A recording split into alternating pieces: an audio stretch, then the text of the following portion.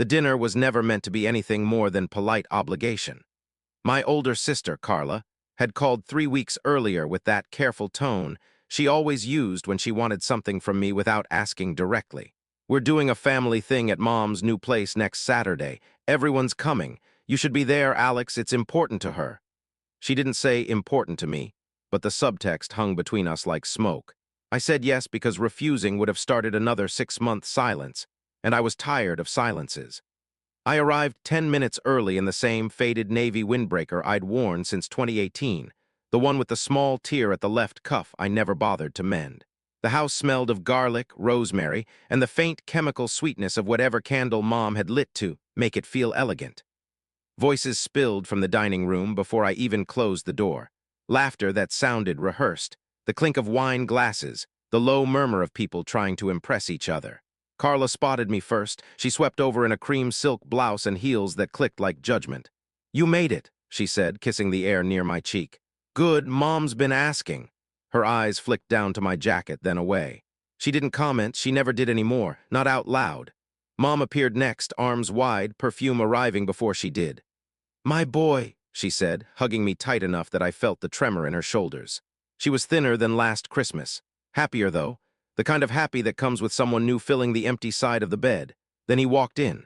Colonel Raymond Kessler. 6'1", posture like a flagpole, salt and pepper hair cut high and tight even though he'd been retired from active duty for 8 years. He wore a charcoal blazer over an open-collar shirt.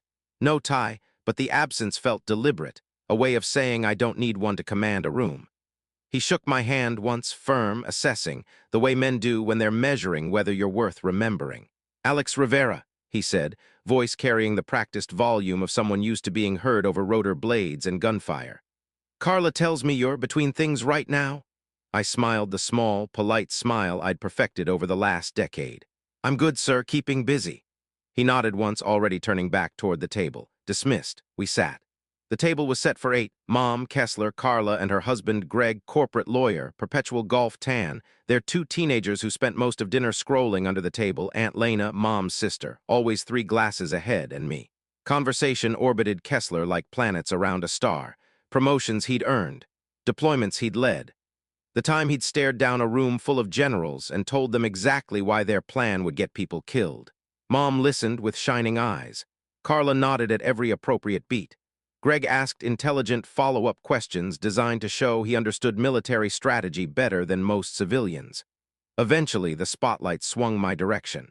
"So, Alex," Kessler said, cutting into his fillet with surgical precision. "What's your story? What unit were you with?" The room quieted just enough to make the question feel like a trap. "I wasn't," I said calmly. He raised one eyebrow. "Medical discharge?"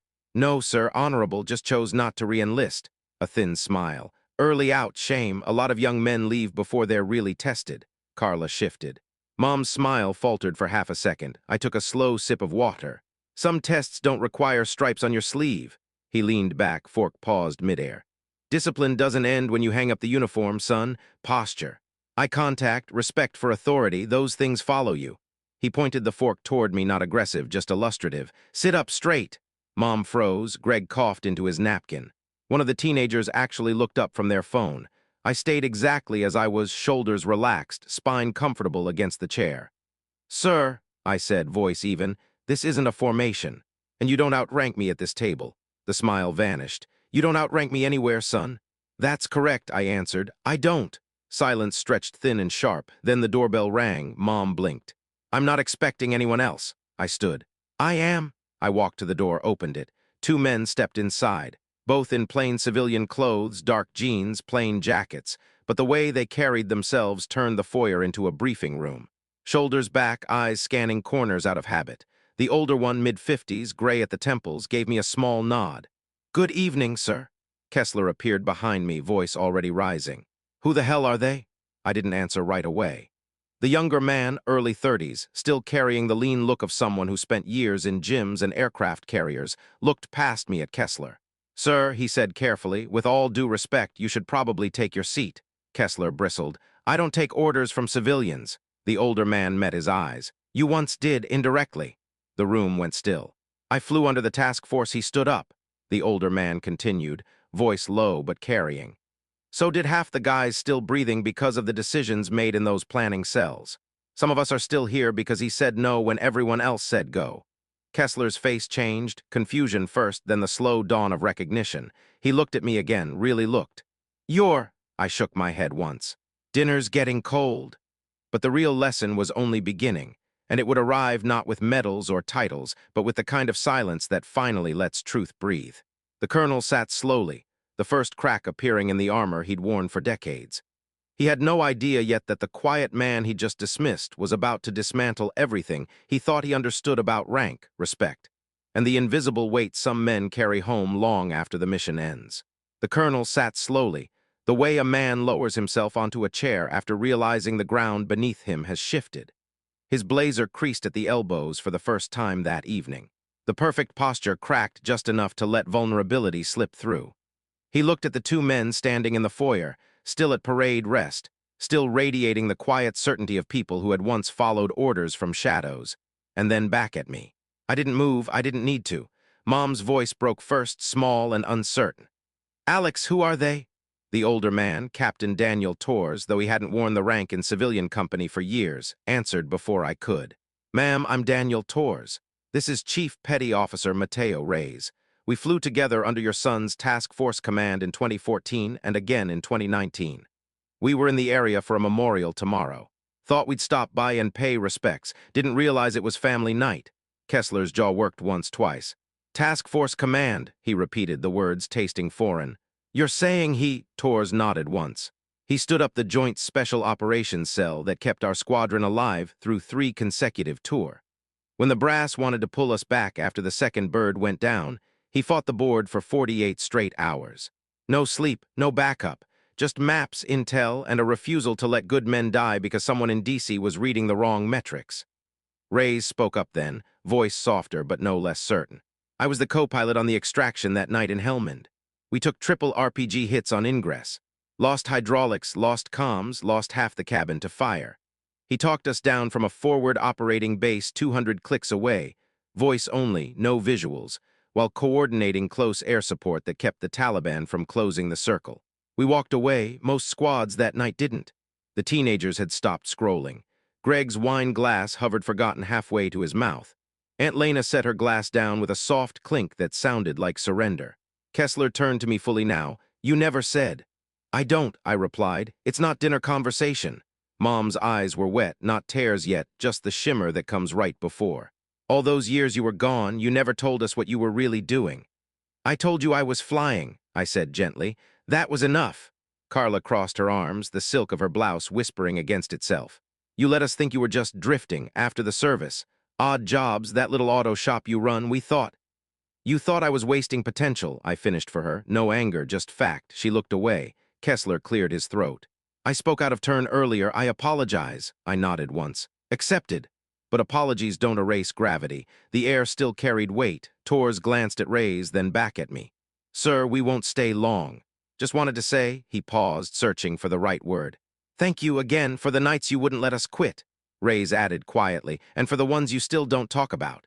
They shook my hand, firm, brief, the way brothers do when words aren't enough, then turned toward the door. Mom stepped forward suddenly. "Wait, please stay for coffee or dessert, or anything." Torres smiled, small and genuine. "We'd like that, ma'am, but we've got an early reveille tomorrow. Another time?" She nodded, blinking fast. They left as quietly as they'd arrived, the door closing with a soft click that echoed louder than any shout. The table waited. I returned to my seat. No one spoke for a long moment. Kessler finally broke the silence. "I've commanded men for 32 years, seen every kind of leader. I thought I could spot the real ones." He looked at me, not as a civilian anymore, not as the brother-in-law who'd shown up in a torn jacket. "I was wrong tonight." I met his eyes. "Rank changes, context doesn't. Respect isn't given because of bars on a collar. It's earned in rooms no one else sees." Mom reached across the table and covered my hand with hers. Her fingers were cool, trembling slightly. "I'm proud of you," she whispered. "I've always been proud, I just didn't understand how much there was to be proud of." Carla exhaled, long and shaky. "I've spent years thinking you were throwing your life away. Fixing cars, living alone. No wife, no kids, no big title. I kept waiting for you to get serious." I smiled faintly. "I am serious. About the things that matter. Greg leaned forward. Those missions, they're classified? Some, I said. Most of the important parts stay that way. Aunt Lena lifted her glass. To the quiet ones, she said, voice thick. The ones who don't need applause to do what's right. Glasses rose around the table, slowly, almost reverently. But even as the toast settled, I felt the undercurrent still moving beneath us. Because the real revelation wasn't the missions. It wasn't Tors and Rays showing up at the door. The real revelation was, she nodded. I sent it to Jenna. You remember Jenna from college. She's at the Tribune now, features desk. I told her you'd been hiding something big. That two guys showed up at dinner and basically said you were some kind of secret hero. I thought it was amazing. Her voice cracked. I thought if it got out, maybe you'd finally get the recognition you deserve. I exhaled through my nose. Recognition isn't why I did any of it. I know that now. She wiped at her eyes with the heel of her hand. Jenna called me at 6 this morning. She's already pitched it to her editor. Unsung Navy pilot from quiet Midwest town finally gets his due. They want to talk to you, today if possible. Before someone else picks it up. Mom's hand flew to her mouth. I stayed perfectly still. Tell her no. Alex, tell her no, I repeated softer. It's classified for a reason. Not everything needs a headline. Carla's shoulders sagged. I'm sorry, I thought I was helping. I spent so long judging you for not wanting more, and then when I saw there was more, I wanted everyone to see it. I wanted to fix what I broke. You didn't break anything, I said. You just didn't see it. Silence settled between us, thick and honest. Then my phone buzzed on the counter. Unknown number, local area code. I didn't answer. It buzzed again, voicemail notification. I played it on speaker without thinking. A woman's voice, professional but warm. Mr. Rivera, this is Jenna Caldwell from the Tribune. Carla gave me your number. I know this might feel sudden, but the story she described is extraordinary. We'd love to sit down with you off the record first if you prefer. No pressure. Just people deserve to know there are still men like you out there. Call me back when you can. 31255509192. I deleted the message. Carla whispered, "What are you going to do?" I looked out the window at the street I'd lived on since I bought the house cash after my last deployment. Modest ranch, peeling blue paint, old-stained driveway from the cars I still fixed on weekends. I'm going to open the garage, I said. Mrs. Delgado's Civic has a bad alternator. She needs it by Tuesday for work. Mom laughed, a short, surprised sound that broke the tension like sunlight through clouds. Carla didn't laugh. She just watched me. And in that moment I realized the real danger wasn't the story leaking. It was the possibility that once the world knew, the quiet life I'd fought to keep would never feel quiet again. Because 30 minutes later, when I stepped into the garage and flipped on the fluorescent lights, my phone lit up again. This time with a text from an old squadron mate I hadn't spoken to in 4 years. Heard rumblings something's breaking about the Helmand op. Brass is nervous. You still want this buried, or are we finally telling the whole truth? The message sat there glowing, waiting for an answer I wasn't sure I had left in me. The text from my old squadron mate, call sign Ghost, sat on the screen like an unexploded ordnance.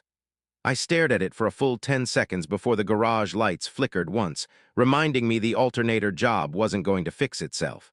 I typed back 3 letters, still buried, sent. Then I powered the phone off completely and slid it into the top drawer of the red rolling toolbox I'd bought used in 2015. The drawer closed with a metallic thud that felt final. Mrs. Delgado's Civic rolled in at 10:42, coughing like it had smoked a pack a day for 20 years. She climbed out in her nurse's scrubs, hair pulled back tight, eyes tired but kind. Morning, Alex, you're a lifesaver. I can't miss another shift. I popped the hood. Won't take long, battery's fine, it's the alternator throwing codes, I'll have you out by lunch. She smiled gratefully. You always say that and you always mean it. While I worked, ratchet clicking, old parts dropping into the drip pan with soft plinks, I let my mind drift back to the desert night Rays had mentioned at dinner. Not the sanitized version he'd told the table. The real one. We'd been tasked with extracting a Marine recon team pinned down in a waddy 20 clicks from the nearest friendly position. Sandstorm rolling in, visibility down to 20 feet, comms spotty. The brass wanted to scrub the mission. Too risky, too expensive, write the team off as collateral. I'd stood in the TOC tent, soaked in sweat and red dust, arguing with a full-bird colonel who outranked me by 3 pay grades in 20 years. Sir, those are 8 Marines. We leave them, we're not losing assets. We're losing brothers. He'd looked at me like I'd insulted his mother. This isn't Hollywood, Rivera. Sometimes you cut losses. I'd walked out of that tent, filed the refusal through back channels, pulled every favor I had left, and launched anyway. Ghost was my right seat that night. We flew nap of the earth through the storm, rotors chewing sand, night vision tubes glowing green hell. Took 2 RPGs on final approach. One shredded the tail rotor gearbox, the other punched through the cabin and kept going out the other side. We auto-rotated in, skids digging furrows in the dirt. Loaded the Marines while taking small arms fire. Lifted off on fumes and prayer. Made it back to base with enough fuel to splash the runway. 8 men walked off my bird who weren't supposed to. The official after-action called it unplanned deviation from approved flight profile. My co quietly put me in for a silver star. The paperwork vanished somewhere between Kabul and DC. I never chased it. Never asked why. Because the real medal was the text messages that started arriving the next week from wives, mothers, kids. Thank you for bringing him home. That was enough. The alternator swap took 47 minutes. I torqued the last bolt, wiped my hands on a rag that smelled like 30 years of honest work, and lowered the hood. Mrs. Delgado handed me $60 in 20s, exact change she'd counted out ahead of time. Keep the change, she said. I shook my head. You already paid for the part last week. She pressed the bills into my palm anyway. Then buy yourself something nice, or take your mom to dinner. She deserves it. I pocketed the money. I will. She drove off, taillights winking in the noon sun. I stood there alone in the driveway, listening to the quiet settle back around me like dust after a hello departs. For a moment, I almost believed I could keep it that way, quiet, contained, mine. Then the black SUV turned onto my street. Tinted windows, government plates. No markings, but the antenna farm on the roof told its own story. It slowed, then stopped at the curb. The driver's door opened. A woman in her late 30s stepped out, dark suit, hair in a neat bun, earpiece barely visible. She scanned the street once, then walked straight toward me. Mr. Rivera? I wiped my hands again, more out of habit than necessity. That's me. She extended a credential wallet, gold badge, 3 letters I hadn't seen in person since 2020, NCIS. Special Agent Laura Chen. I need to speak with you privately. It's regarding an incident from 2019, the Helmand extraction. My pulse kicked once hard, then leveled. That file's closed. Not anymore. She glanced at the open garage door, then back at me. Someone leaked partial details to a journalist in Chicago. Names, dates. Enough to start asking questions we'd rather not answer in public. The department would prefer you help us contain it before it becomes a national story. I looked past her at the SUV. Another figure in the passenger seat. Male, watching. Contain it how? I asked. By confirming the mission parameters were standard, no deviations, no unauthorized actions. You sign a fresh non-disclosure affirmation, we classify the whole thing deeper, and it disappears again. I let out a slow breath. And if I don't? Agent Chen's expression didn't change, but her voice softened just enough to be noticeable. Then we can't protect the others who were involved, including the men who came to your mother's house last night. Their careers, their clearances, their family security clearances, all become reviewable. She paused. You've spent years keeping them safe the quiet way. This would be the loud way, your choice. I glanced back at the house. Mom was standing at the kitchen window now, curtains parted, watching. The choice had already been made years ago. But saying it out loud still felt like pulling a pin. I looked Agent Chen in the eye and said the 4 words I'd never spoken to any investigator. I want full immunity for everyone involved. Then I'll tell you exactly what happened that night. All of it. The words hung between us like smoke. And in the silence that followed, I realized the quiet life I'd guarded so fiercely was about to end. Not with a bang, but with the slow, inevitable turning of a key I'd kept buried in the desert sand for 6 long years. Agent Chen didn't flinch at my demand for immunity. She simply nodded once, the way people do when they've heard every variation of leverage a man can throw. Full immunity for all named participants in the 2019 operation, she repeated, voice level. Including Tors, Rays, the 8 Marines extracted, and yourself. No retroactive administrative actions, no clearance revocations, no quiet inquiries into post-service conduct. We can draft the memorandum of understanding right here if you'd like. But I need your verbal commitment first, and then we move to a secure location for the full debrief. I glanced back at the house again. Mom had stepped onto the porch now, arms folded against the chill that had crept into the February air despite the sun.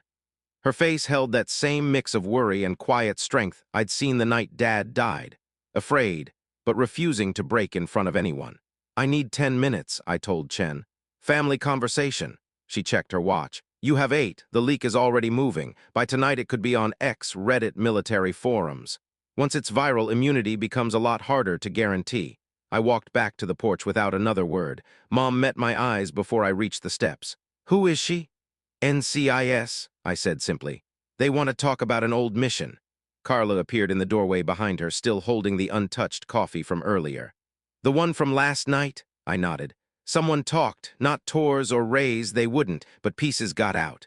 Enough that the department is nervous. Mom's hand rose to her throat. Are you in trouble? No, I paused, searching for the right weight of truth. But I could be if I don't help them close it quietly. Or I could protect everyone by telling the whole story on their terms and making sure no one pays for what we did that night. Carla stepped forward. You mean the mission where you saved those men?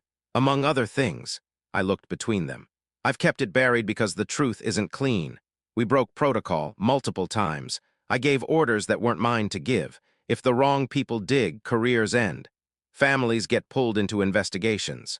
I walked away so none of that would touch anyone. Mom's voice was barely above a whisper. You walked away from everything so we wouldn't have to carry it. I didn't answer, didn't need to. Carla's eyes filled. I sent that text. This is my fault. No, I said firmly. You were proud, that's not a crime. Mom reached out and took both our hands, forming a small circle on the porch. Then what do you want to do, Alex, really? I exhaled. I want to end it. Not hide anymore, not lie by omission, but I want to do it my way so no one else bleeds for decisions I made. Mom squeezed my hand once. Then go do it. We'll be here when you come back. Carla nodded, tears tracking silently now. I'm sorry I pushed. I wanted the world to see you the way I finally do. I pulled her into a quick, one-armed hug, the kind we hadn't done since we were kids. They'll see enough, that's all that matters. I turned back toward the SUV. Agent Chen was already holding the rear door open. I slid inside. The interior smelled of new leather and faint ozone from electronics. The man in the passenger seat turned, mid-40s, close-cropped hair, no nonsense in his eyes. Mr. Rivera, he said, Special Agent in Charge Harlan Brooks, we appreciate your cooperation. The door closed with a solid thunk. We drove in silence for 20 minutes, out past the city limits, onto a 2-lane road flanked by dormant cornfields. The SUV turned onto a gravel drive I didn't recognize, leading to a low, windowless building that looked like it had been built in the 70s and forgotten since. No sign, just a chain-link fence and a keypad gate that opened without anyone touching it. Inside, the air was cool and smelled of paper and stale coffee. They led me to a small conference room, long table, 2 chairs on each side, digital recorder already set up, red light blinking. Brooks sat across from me. Chen took notes at the end of the table. No recording until you say so, Brooks said. This is your narrative, start wherever you need. I leaned forward, elbows on the table, and began. The night of 14 August 2019. Helmand Province. Recon team calls in heavy contact at grid November Alpha-7-3-2. 8 Marines pinned in a dry wadi, taking mortar and small arms. QRF was 90 minutes out, storm coming. Command wanted to abort. I paused, letting the memory settle like dust. I said no. For the next 2 hours, I walked them through every decision, every radio call, every risk I'd accepted. The unauthorized launch, the storm penetration, the damaged bird, the hot extraction under fire, the voice-only guidance that brought Ghost and Rays in when instruments failed, the Marines we loaded while rounds sparked off the fuselage, the limping return to base on one engine and borrowed time. I didn't embellish, didn't downplay, just facts. When I finished, the room was quiet except for the soft whir of the air handler. Brooks leaned back. That's the unvarnished version. That's the version that happened. Chen looked up from her notes. You understand this could still go public if we don't contain it. I do. Brooks studied me for a long moment. Why now? Why agree to this? Because hiding it almost cost me my family's trust once. I won't let it cost them anything else. He nodded slowly. We'll draft the immunity agreements tonight, signatures by morning. The story gets reclassified at the highest level. No leaks from our end. I stood. Then we're done? Not quite. Brooks slid a single sheet across the table. There's one more name on the original after action that never made it into the sanitized report. Someone who's been asking questions independently. A journalist, not your sister's friend. A different one, former Marine. He's got partial declassified docs and he's piecing it together. He tapped the name. My stomach dropped. Because the name wasn't a stranger. It was one of the 8 Marines I'd pulled out of that wadi. and he was coming for the truth, whether I wanted him to have it or not. The Marine's name stared up at me from the page, SGT. Daniel Hawk Whitaker, the same man who'd shaken my hand on the tarmac that night and said, "I owe you my life, sir." Now he was hunting the story I'd buried to protect him. And unless I moved first, the quiet I'd fought for would shatter, not from government pressure, but from the gratitude of a brother who refused to let the debt go unpaid. SGT. Daniel Hawk Whitaker. The name hit like a delayed fuse, quiet at first, then the heat spreading outward until my chest felt tight. I hadn't spoken to him since the debrief on the tarmac 6 years ago.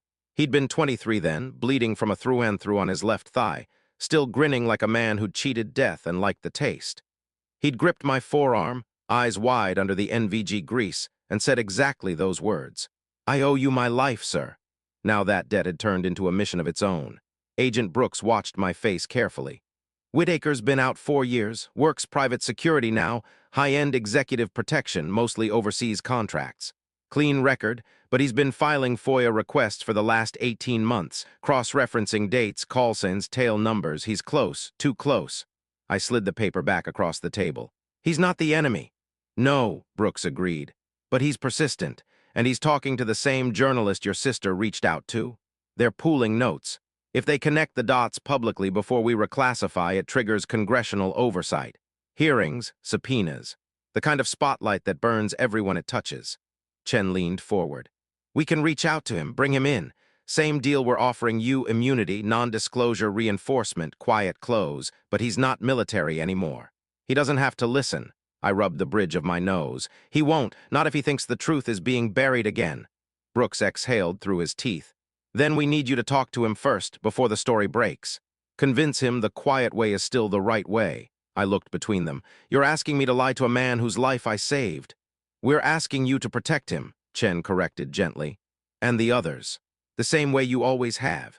The room felt smaller suddenly. The air handlers hum louder.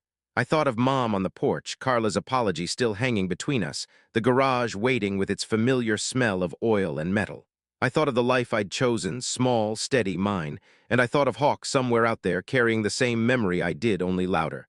Send me his contact, I said finally. I'll reach out, but on my terms, no monitors. No scripts, just me and him. Brooks nodded once. Done. They gave me a burner phone, plain black, no branding, and Whitaker's current number. I stepped outside the building into late afternoon light that had turned the corn stubble gold. The wind carried the faint smell of coming rain. I dialed, it rang twice. Whitaker. His voice hadn't changed, still that slight Texas drawl, still the calm confidence of a man who'd stared down worse than a ringing phone. Hawk. It's Alex Rivera. Silence stretched long enough I thought the call had dropped. Then quietly, Sir. Don't call me that, not anymore. Another beat. Alex, then, been a while. Too long. I leaned against the SUV's warm hood. I hear you've been asking questions. A soft laugh without humor. Word travels, yeah, I have. Why now? Because I never got to say thank you properly. Because every time I close my eyes, I still see that bird coming through the storm like Judgment Day. Because the official record says routine extraction, and I know that's bullshit. And because I've spent 6 years wondering if the man who saved my squad got the credit he deserved, or if someone buried it to cover their own ass. I closed my eyes against the sun. No one buried it to cover anything. I asked them to bury it so it wouldn't touch you or the others or their families. He exhaled sharply. That's not how debts work, sir. Alex, you don't get to decide what I carry. I know. But I'm asking anyway. Let it stay quiet. Sign the papers, walk away, live the life you earned. I've lived it, he said. And it's good, wife, kid on the way, house with a yard. But every time I tuck my boy in at night, I think about the 8 of us who almost didn't make it home. And the one guy, the line clicked dead. I stood in the gravel lot, phone still warm in my hand, watching clouds stack up on the horizon like stacked ordnance. One conversation left. One chance to keep the quiet I'd fought for, or lose it forever trying to protect the people who mattered most. As I handed the burner back to Agent Chen and climbed into the SUV for the ride home, my own phone, the real one, lit up with a new voicemail from an unknown number. The transcription preview showed only 6 words before it cut off. Alex, it's Hawk. We need to talk about the 7th man who was on that bird, the one no one knows survived. My blood went cold, because there had only been 8 Marines in the Wadi, and I'd counted every single one off that hello myself. The voicemail transcription cut off mid-sentence, but those 6 words burned into my brain like tracer rounds. The 7th man who was on that bird, the one no one knows, survived. I replayed it twice on the ride back, the SUV's tires humming over asphalt while Agent Chen pretended not to notice my silence. There had been 8 Marines in the Wadi. I'd counted heads as they scrambled aboard, names called, tags checked, bodies hauled in under fire. 8 living, breathing men. No stragglers, no ninth. The manifest matched. The after-action report matched. The memory in my gut matched. So either Hawk was mistaken, or something had been hidden even from me. I didn't call the number back. Not yet. Instead, I waited until the SUV dropped me at the curb in front of my house, engine idling like it expected me to change my mind. I thanked Chen polite final and watched them pull away before I walked inside. Mom and Carla were in the kitchen. Mom was kneading dough for tomorrow's bread. Carla sat at the island scrolling her phone, face pale. They both looked up when the screen door creaked. "You okay?" Mom asked first. I set my keys on the counter. "I'm fine, just more pieces moving." Carla set her phone down. The journalist called again, Jenna. She says she's got a source now, someone who was there, wants to verify details before she runs anything. I nodded slowly. "I know who the source is. I'm meeting him tomorrow." Mom's hands stilled in the dough.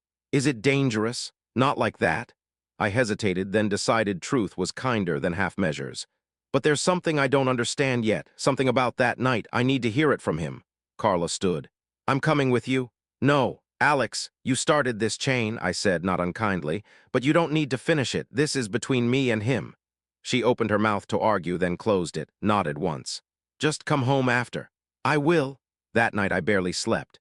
The ceiling fan turned the same lazy circles it always did, but every rotation felt like countdown ticks. Around 2 a.m. I got up, pulled on sweats, and sat on the back porch with a mug of instant coffee gone cold. The neighborhood was dark except for a single streetlight 2 houses down. Crickets sang. Somewhere a dog barked once, then quieted. I thought about the bird again. The shudder of the airframe when the second RPG hit. The smell of burning hydraulic fluid. The green glow of the instruments failing one by one. I thought about Ghost's voice in my headset, calm even as the tail rotor gearbox screamed. "We're good, sir. Just keep talking us in."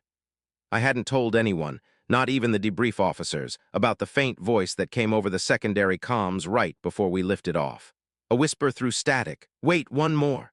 I dismissed it as wind or interference. We were taking fire. We had to go. Now I wondered if I'd left someone behind after all. Dawn came slow and gray. I showered, dressed in jeans and the same faded windbreaker from dinner, made eggs for Mom even though she insisted she wasn't hungry. Carla hugged me at the door, quick, fierce, the way she used to when we were kids and Dad was late coming home from the plant. "Be careful," she whispered. "Always am."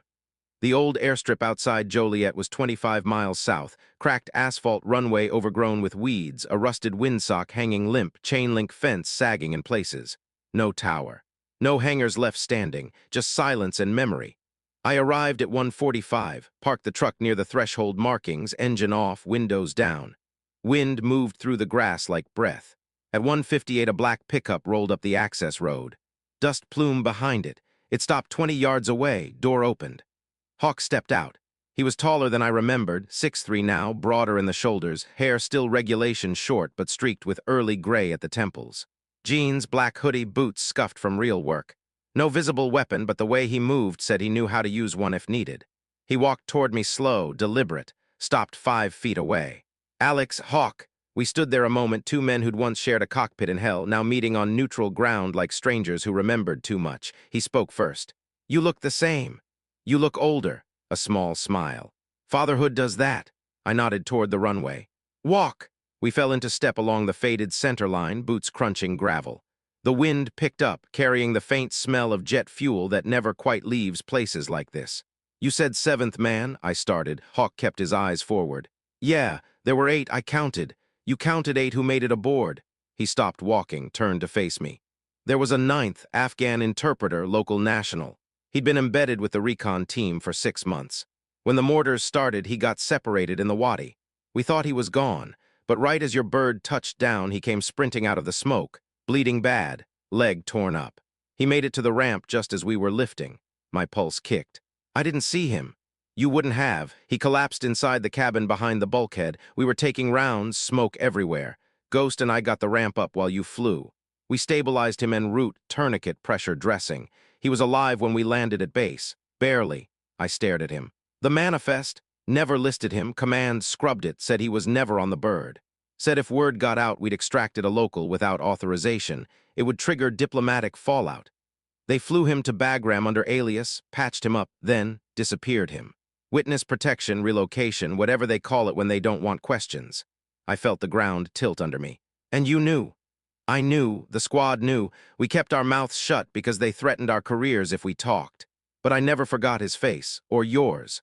Hawk reached into his pocket, pulled out a folded photograph, creased, worn, handed it to me. A young Afghan man, early 20s, smiling in front of a Humvee. On the back, in faded ink, Nasir. Survived because of you, 14 Aug 2019. I stared at the photo until the edges blurred. Why tell me now? I asked.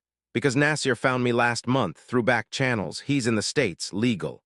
Working as a translator for a nonprofit in Virginia. He's the one who started digging, wanted to thank the pilot who saved him.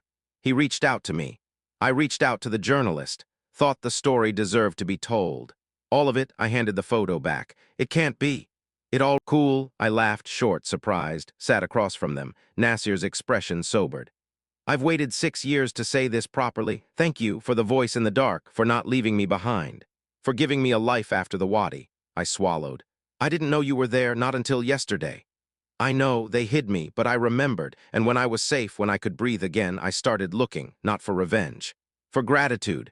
He slid a small envelope across the table. My son's birth certificate, look. I opened it. There it was, Alexander Nasir Khan, born 14 August 2024, 5 years to the day. My throat tightened. Nasir leaned forward. I want to tell our story, not to hurt anyone, to show that good still happens in bad places, that one man's choice can echo for years. But if you say no, if you ask me to keep it quiet, I will. Because the debt is mine, not yours to carry. The boy had gone back to coloring, humming softly. I looked at Nasir, at his son, at the life I'd unknowingly helped save twice now, and for the first time in years, the quiet didn't feel like hiding. It felt like enough. I think the world can handle one more true story, I said, as long as it's told the right way. Nasir's eyes shone. Then we tell it together. Outside, Carla waited in the car. When I climbed in, she didn't ask questions right away. She just started driving. After a few miles, she spoke. You okay? I watched the road roll by, clean, open, new. Yeah, I said. I think I finally am. And somewhere behind us, in a small coffee shop in Arlington, 2 little boys, one named after a pilot he'd never met, would grow up knowing that success isn't always loud. Sometimes it's just a voice in the storm, refusing to leave anyone behind. The article ran 2 weeks later, not on the front page, not with fanfare, but in the Sunday features section under a simple headline. The Quiet Pilot. One night in Helmand that saved 3 lives. No classified details exposed. No careers ruined. Just truth told small and steady. And when I read it at the kitchen table with Mom and Carla, a single text came through from Hawk. Mission complete, sir. Debt paid. I smiled, set the phone down, and for the first time in years, the silence around me felt like peace, not absence, but presence. The kind worth every quiet choice I'd ever made.